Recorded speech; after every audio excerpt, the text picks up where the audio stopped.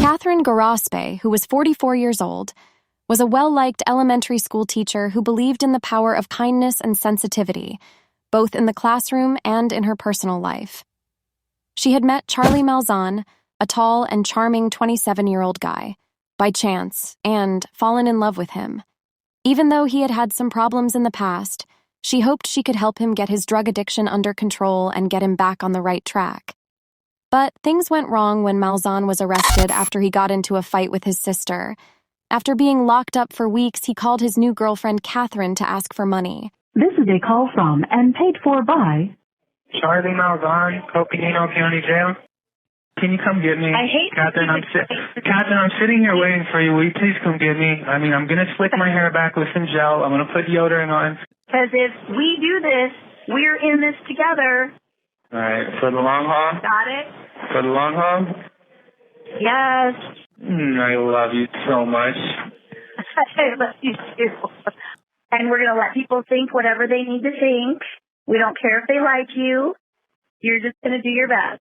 Everybody's going to like me because when I'm doing my best and I'm sober, everybody likes me. I have $2,000. Mm-hmm. But I don't have $20,000 collateral. What do you mean?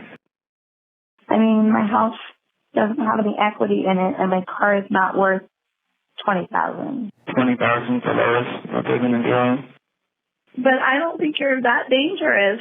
Are you that? Cathryn Gorospe was born in Los Angeles County, California on August 16, 1973. She grew up in California, but she moved to Arizona to go to college. After she graduated, she chose to stay in Arizona. She taught first graders in the Phoenix area. Her last job was at the Arrowhead Elementary School in North Glendale. She liked to hike and raft on the rivers of the Grand Canyon for fun. In the end, she worked as a tour guide for the Grand Canyon Railway in the city of Williams during her summer break. Charlie Malzahn, who is 27 years old, was born and grew up in Arizona. He also spent a lot of time in the city of Williams and went to high school there. He did not finish high school because he dropped out in 2007. There is also no record of him going to university, college, or a trade school. Malzahn has a past of drug abuse and has been convicted of a lot of crimes since 2009. Court records from Coconino County show that he was arrested for driving under the influence and breaking things in a hotel room. Malzahn was well known to law enforcement in the Williams area, partly because of his criminal history and partly because his uncle, Herman Nixon, is the chief of police for the city of Williams. Malzahn's most recent way to make money was by working in a restaurant. Malzahn worked at a diner where he and Cathryn met. She was working in the area for the summer, and they started talking to each other. It's not clear if she knew that he had just spent 4 years in jail for aggravated assault and resisting arrest, and had been freed a few months before. Cathryn was obviously in love with Malzahn, and she didn't see his problems as permanent problems, but as challenges that could be solved with enough discipline, care, and support. She tried to set limits for him so that he would get help for his drug use and find full-time work. There was hope for a short time. Then, after they had been going out for about a month, Malzahn slipped. At 7:29 p.m. on August 20th, 2017, cops were called to the Canyon Club because someone thought a car had been stolen. Malzahn's sister was both the person who reported the crime and the person who was hurt. She told police that she was driving her car on Interstate 10 in Tempe with Charlie Malzahn in the front passenger seat and her children in the back. All of a sudden, Malzahn got very nervous and said he thought the car next to them was going to shoot them. He then pulled out a black handgun, so the sister pulled over and got her children out of the car to keep them safe. Malzahn then took the car and ran away, leaving the sister and her children stuck on the side of the road. Later, he called her and told her that the van was parked outside the Canyon Club in Williams with the keys in it. She called the bar to make sure that the van was there, and they told her where it was. She told the cops about what happened, and they sent officers to the Canyon Club where they found the car and met Malzahn. Behind you, behind you. Behind you. Behind you, Tracy. Charlie, please put your hands up on the wall for us. Put your hands up on the wall. Put your hands up on the wall. Up on the wall. Put your hands up on the wall. If you move, you will be shot. You understand me? Sir, what's this all about?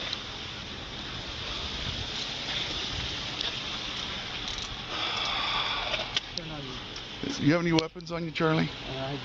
What am I being pulled over for, sir? You're not being pulled over. You're being contacted because of the vehicle issue. Get on your knees. Get on your knees. I'm going hands-free. Hold on. Wait, I got it.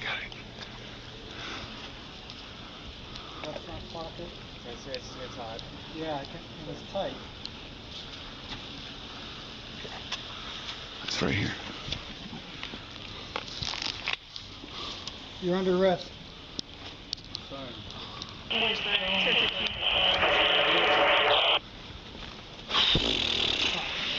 9, be advised, you're all broken. I'll go let her know. Sam, one more 10-15. Yeah, I'll go get one. 15 at 20:02. Yeah, he just walked out with a gun in his pocket. He's in custody. He's prohibited possession. I know.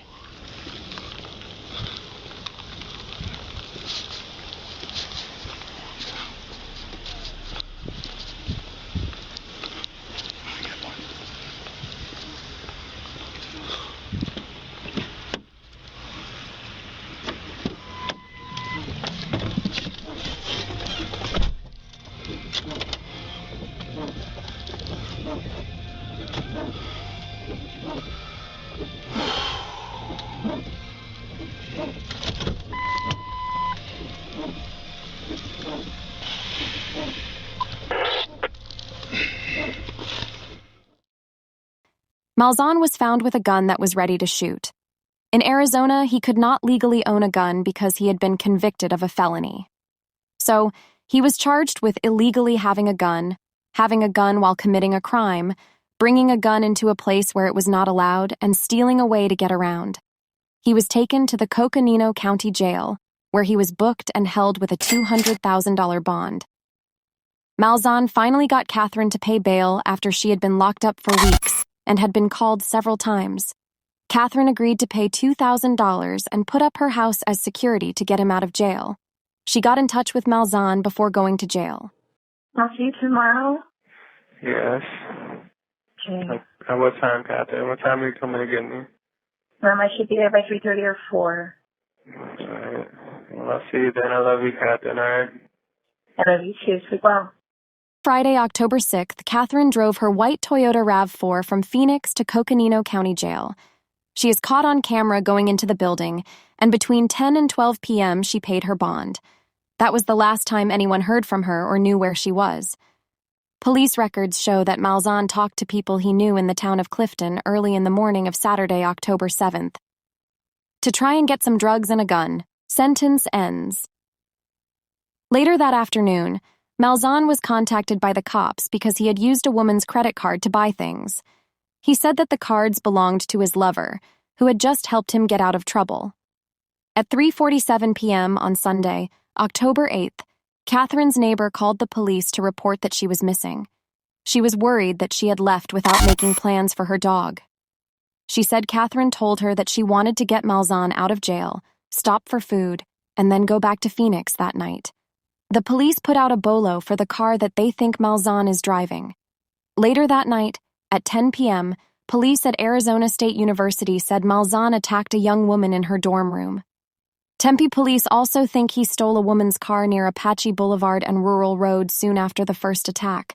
Police said he threatened the person whose car he stole with what they thought was a club. At 1:30 a.m. on Monday, October 9th, police see Cathryn's Toyota RAV4 and try to pull it over. But the driver, Malzahn, doesn't stop. He tried to get away from the police, and a short chase stopped when he crashed. When the car was checked, the outside was badly damaged and the inside was covered in blood. He was arrested, put in the 4th Avenue jail, and given a charge of 1 count of criminal flight. Later, when he was getting his fingerprints taken, he attacked an officer by putting his handcuffs around his head and neck, and then he attacked another officer. One of the officers got a cut on the back of his head that was 9 inches long, and Malzahn tried to bite the other officer. After he hit the 2 cops, Malzahn was given more charges. Later, it came out that he killed Cathryn shortly after getting out of jail. He did this by taking over her car and stabbing her. He then ran her over with her own car, just in case that wasn't enough. With the help of a citizen search team, Cathryn's body parts were found in Mayer on October 13th. For identification, it was important to have dental records. Charlie Malzahn was arrested and booked into the Coconino County Jail for stealing his sister's car at gunpoint in August. Cathryn had told me she only knew him about a month. Watson says Gorospe researched Malzahn's criminal history and wanted to get him out of jail and on the right track. I talked her out of it 2 times. Mostly it's just because she hadn't known him very long, and she said that she knew that, he had been in trouble in the past, and his family didn't want much to do with him anymore. Watson was also in contact with Malzahn and slowly started to believe he was worth the trouble. He's a pretty smooth talker if you've ever talked to him. He said he wanted to get it, get everything behind him, get it straightened out. He was tired of being in trouble. There was no indication of any kind of threat to her. On Friday, October 6th, Watson says there was no way he was going to change her mind again. She told me what we were going to do. She said, I sent all your paperwork. You have part of your money come in, and we have an appointment at 4 o'clock, and you're going to be there because I want you to bail him out, Tom, because I know you will help me keep track of him. And if you're not there, I'm going to go to another bail bondsman. She had made her plans, plotted out, how she was going to keep him in line and how she was going to rehab him. While they waited in the parking lot together for Malzahn's release, Gorospe confided in Watson. She goes, Tom, I thought about everything you told me, and you asked me why I'm getting him out. She says, I guess I really do just love him. That's the sad part. 2019, Malzahn was charged with first-degree murder that could lead to the death penalty. He pleaded not guilty. But after 3 years, prosecutors decided to drop the death penalty as a possible punishment for Malzahn if he pleaded guilty. Malzahn pleaded guilty to first-degree murder, leaving a person behind, and other charges in June 2022. Charlie Malzahn was given a life term without the chance of parole on Tuesday, July 12, 2022. The Associated Press was told by Cathryn's mom that she was smart and fun and she worked hard on the projects she took on. Unfortunately, she was wrong to think that with enough kindness and sensitivity, anyone could be saved. And while that helped the kids she taught and the animals she saved, it cost her life at the hands of her killer. Cathryn's mother wasn't as calm, which makes sense.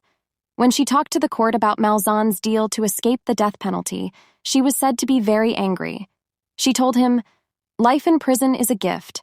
What choice did Cathryn have? There is no justice for Cathryn today. It's mercy we give you."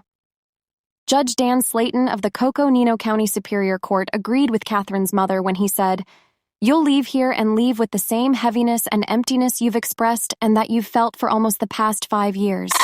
What I have seen here is a tremendous amount of love for each other. I hope that feeling of love and kindness to each other will enable you to find peace.